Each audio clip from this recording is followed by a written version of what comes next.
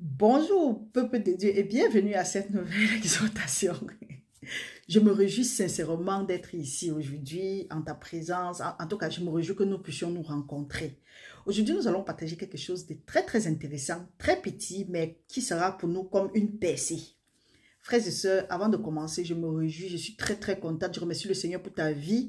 Je remercie le Seigneur pour la vie de ta famille. Je remercie le Seigneur pour cet amour agapé qu'il nous a donné. Je remercie le Seigneur pour tout, surtout de ta vie. Hey! Frères et sœurs, aujourd'hui, avec l'aide de Dieu, avec l'aide du Saint-Esprit et à la lumière des Écritures, nous allons partager quelque chose. Le titre de notre exhortation, c'est « Malédiction ou bénédiction ?» À toi de choisir. Ta façon de vivre montre ce que tu as choisi. Ton degré d'épanouissement montre aussi ce que tu as choisi. Josué a dit, choisissez qui est-ce que vous allez servir aujourd'hui. Mais ma maison et moi, nous allons servir l'Éternel. C'est ce que j'ai dit aussi aujourd'hui. Ma maison et moi, nous allons servir l'Éternel. Je ne veux pas moi vivre le genre de vie qu'on combat, on monte, on descend, on coule. Ça c'était avant. La parole de Dieu dit, quand on est en Christ, on est une nouvelle créature. Les choses anciennes sont passées, voici toutes choses deviennent nouvelles. Le Seigneur dit que si tu veux te réjouir, si tu veux te vanter, vante-toi dans le Seigneur, frères et sœurs. Je suis très contente, je me réjouis vraiment pour les merveilles que Dieu fait pour moi, pour les merveilles que Dieu fait pour vous, pour les merveilles que Dieu va faire à l'avenir. Mais ceci se fait aussi longtemps que nous restons obéissants à sa parole. Donc, ma sincère prière pour toi, c'est que je prie que le Seigneur soit une muraille de feu autour de toi, autour de ta famille et autour de tes entreprises. Que son ange campe autour de toi pour t'arracher de tout danger. Que le Seigneur, comme il a dit dans sa parole, dans Psaume 32:8, qui t'instruise, qui te guide, qui te conseille, qui te montre le chemin par lequel tu vas marcher et qui te donne, je prie que le Seigneur te donne le discernement afin que tu entendes quand il te parle, afin de marcher dans ses voies, parce que c'est en discernant la voie de l'Éternel que tu seras conduit vers les verts pâturages, vers les sources d'eau. Tu n'auras plus à challenger. Mon frère, ma soeur, ça c'est ma sincère prière pour toi. Donc aujourd'hui, avec l'aide du Saint-Esprit, nous allons, et à la lumière des Écritures, nous allons comprendre comment est-ce que nous pouvons choisir la malédiction ou bien nous pouvons choisir la bénédiction. D'ailleurs, même, on ne choisit pas la malédiction. Quand tu ne choisis pas la bénédiction, tu as automatiquement choisi la malédiction. Donc, nous allons plutôt voir pas des études, comment est-ce que nous pouvons éviter ces malédictions-là, ce qu'il faut faire. Donc, mon frère, ma soeur, parfois ton style de vie ou bien notre style de vie montre ce que nous avons déjà choisi dans la vie. Parfois, ce n'est même pas ce que nous avons choisi, c'est ce que quelqu'un d'autre a choisi pour nous, quelqu'un qui vient de notre lignée familiale, mais par ignorance, comme la parole de Dieu nous dit dans Osée 4:6, que mon peuple périt parce qu'il lui manque de la connaissance. Parce que puisque tu as rejeté la connaissance, je vais aussi te rejeter, je vais t'enlever, je vais te dépouiller de mon sacerdoce. Et en tout cas, Dieu nous dit quelque chose là-bas, que si nous rejetons la connaissance là, c'est quoi? On va voir à la lumière des Écritures comment la parole de Dieu dit que si tu fais ce que lui il veut, tu vas voir ce qui va venir après. Mais si tu ne fais pas, tu vas voir ce qui va aussi suivre. Parce que je peux déjà vous inviter à aller lire Deutéronome 27 pour voir les différentes malédictions, 26 et 27. Et ensuite, vous allez lire Deutéronome 28 complètement, du premier jusqu'au dernier verset. Et vous allez voir qu'il y a des malédictions. Les bénédictions sont certes très en petite quantité, mais les malédictions sont en grand nombre. Donc mon frère, ma soeur, ça, c'est pas pour t'effrayer. Vous savez, parfois, que ce soit toi ou que ce soit moi, il est arrivé à un moment de notre vie où, malgré ce que nous avons fait, nous nous rencontrons toujours coincés à un mur. Quels que soient tes efforts, quelle que soit ta détermination, tu te retrouves toujours coincé à un mur. Ou bien il y a un domaine particulier que tu aspires à ce domaine-là, mais là, tu te retrouves bloqué. Ce n'est pas parce que toi, tu es nul, ce n'est pas parce que tu ne peux pas, ou ce n'est pas parce que Dieu ne veut pas te donner. Dieu t'a déjà donné. Comme on dit, la parole de Dieu, c'est la lettre que quand Dieu partait, quand Jésus-Christ, il nous a laissé ça. Le Saint-Esprit est maintenant là pour nous éclairer. C'est la lettre comme...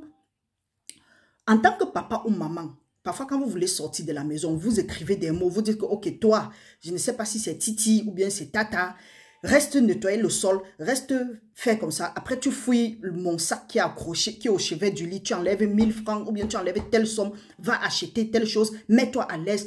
Mais si Titi ou Tata reste et elle ne fait pas ça, Ce qui est sûr que non seulement tu vas rentrer, tu seras fâché, mais elle ne va pas bénéficier de ce que tu as laissé en place pour elle.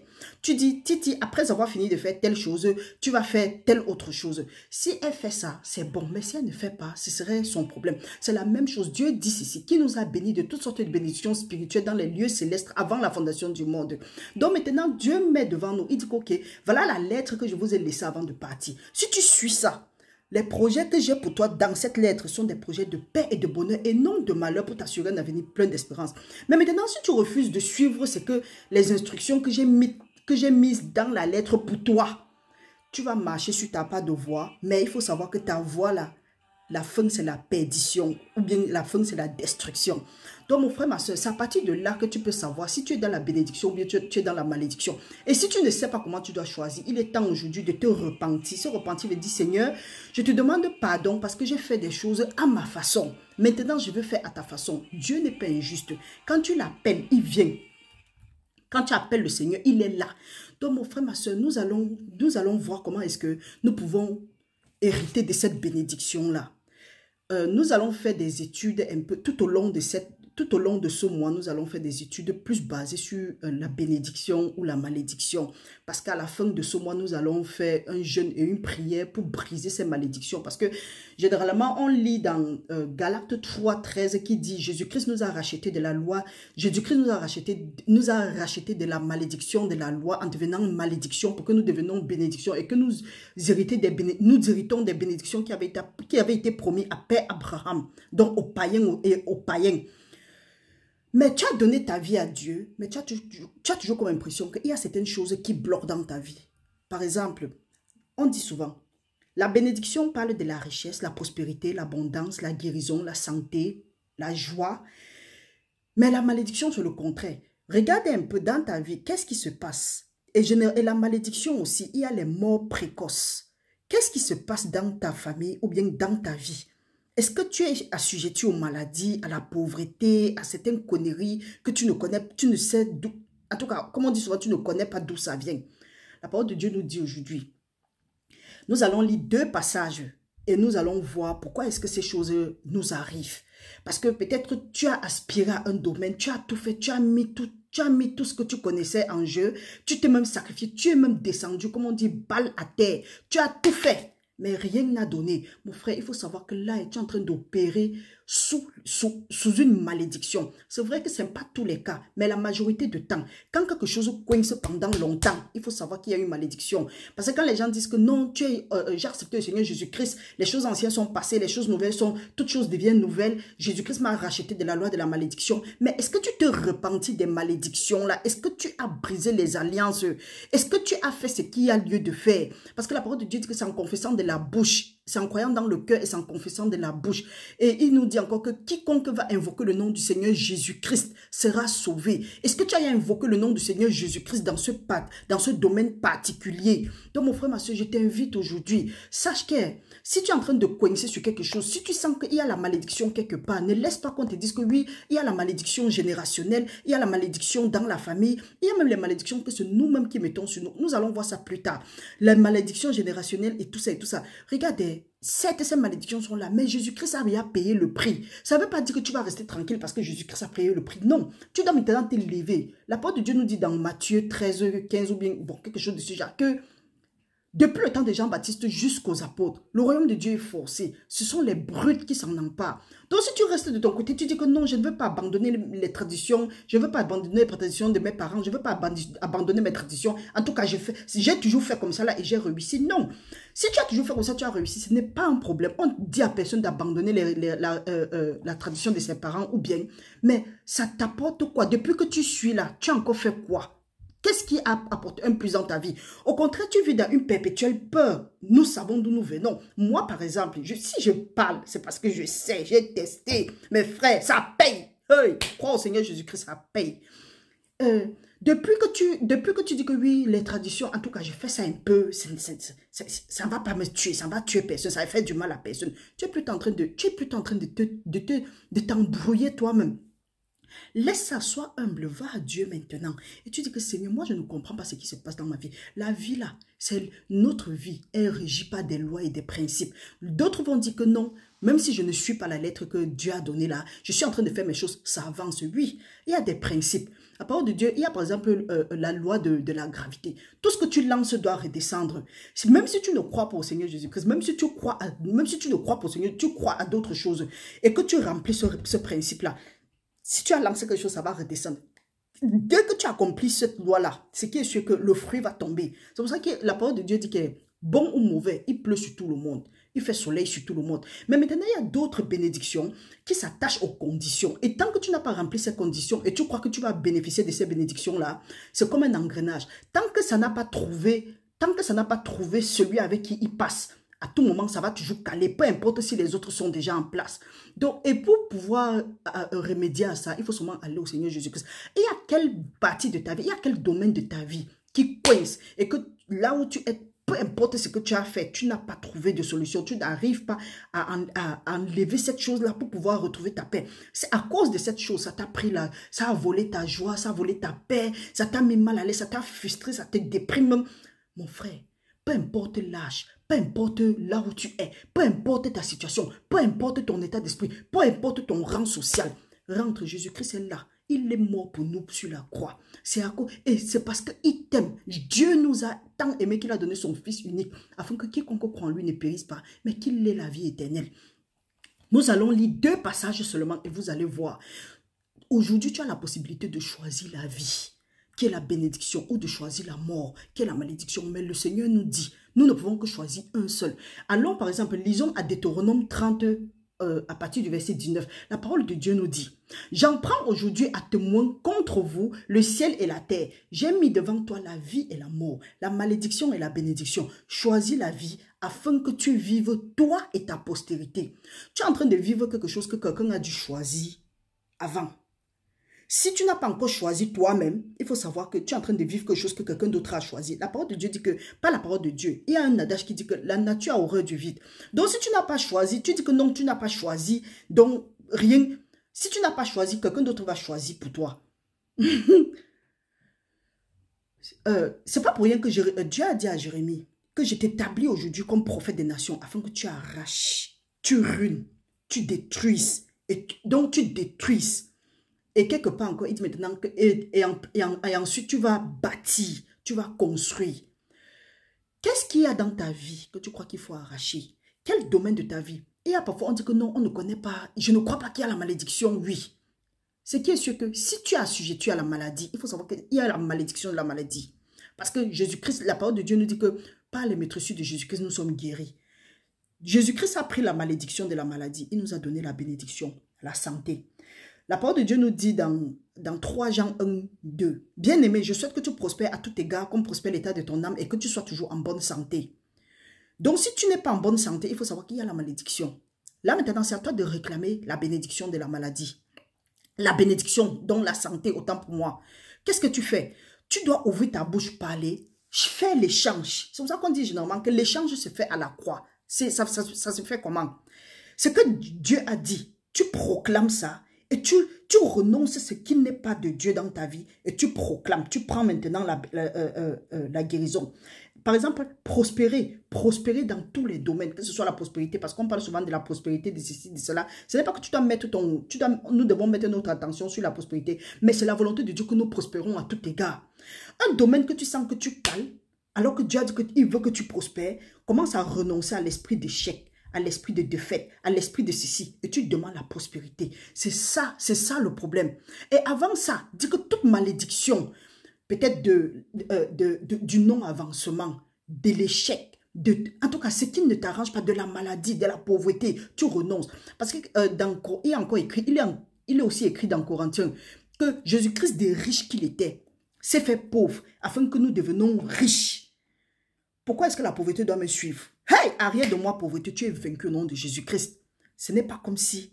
Donc, tu prends ce que Dieu a dit et tu prends ce que Dieu a dit, tu refuses ce qui est dans ta vie et qui ne t'arrange pas, tu mets maintenant ce que Dieu a dit. C'est comme ça qu'on se détache de la malédiction. Ce n'est pas que oui, quand on est en Christ, on est une nouvelle créature, les choses anciennes sont passées, voici toutes choses deviennent nouvelles. Certes, tu déclares ça, oui, mais tu ne restes pas tranquille parce que quand tu as accepté Jésus-Christ, ta vie a tout changé. Non, tu vas toujours constater qu'il y a les blocages dans ta vie.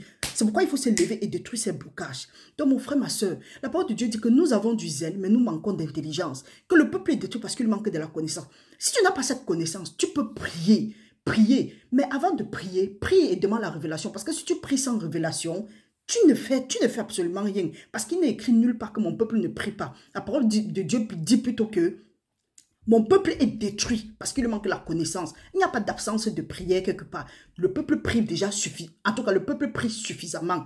Donc, il y a certaines choses. Peut-être tu es en train de prier, tu dis que oui, tu as choisi Dieu, ou bien croire en Dieu ne veut pas dire partir à l'église 2, 3 fois peut-être la semaine et tu crois que tu es dedans. Est-ce que tu fais ce que Dieu dit? Parce que la parole de Dieu dit que tu dois respecter ses principes et ses commandements. Nous pouvons lire ça quelque part dans Deutéronome, je crois, un instant.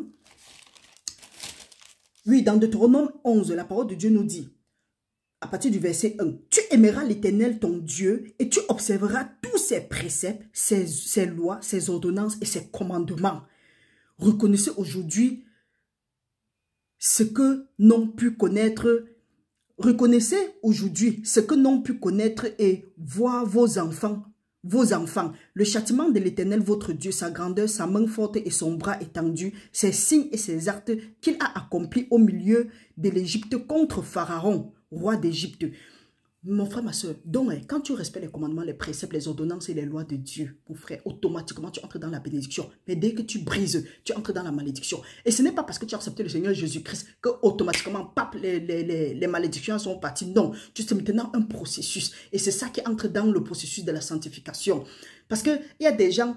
Bon, peut-être il y a des parents, nous connaissons comment ça se passe. Il y a des parents parfois aigris, jaloux là, qui ont pratiqué sur les enfants des autres ou bien qui ont pratiqué pour bloquer l'avancement des autres personnes. Aujourd'hui, parce qu'ils ont accepté le Seigneur Jésus-Christ, ils passent le temps à prier en disant que oui, Dieu les a pardonnés, alors qu'ils n'ont pas encore renoncé, ils n'ont pas encore fait la restitution. Là, tu es en train de fonctionner sous la malédiction. La parole de Dieu nous dit aussi quelque part dans Deutéronome 27, 24, que celui-là qui parle en secret, qui tend un piège en secret à son frère est sous la malédiction. Mais combien de fois nous, les frères et sœurs, nous, les soi-disant chrétiens, nous parlons mal des autres. Alors que la parole de Dieu nous dit quelque part dans Jacques 3, de 15 à 16 ou de 16 à 17, que ces choses-là, nous ne devons pas parler les uns contre les autres. Nous ne devons pas être jaloux parce que ça là, nous ne pouvons pas avoir ça et dire que nous sommes de Dieu. Parce que ça, c'est un esprit diabolique. Ça n'a rien à faire avec Dieu.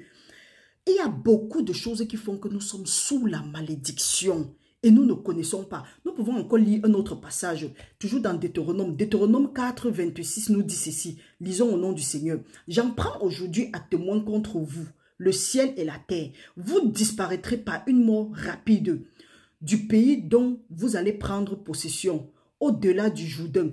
Vous n'y prolongerez pas vos jours, car vous serez entièrement détruits. » Ça, le Seigneur est en train de dire au peuple d'Israël parce qu'ils avaient abandonné le Seigneur. Or, le Seigneur ne voulait pas qu'il abandonne. Alors maintenant, lis un autre passage, toujours dans Deutéronome 11. Il nous dit dans Deutéronome 11, à partir du verset 26. Oui, autant pour moi. La parole de Dieu nous dit, « Vois, je mets devant vous la bénédiction et la malédiction.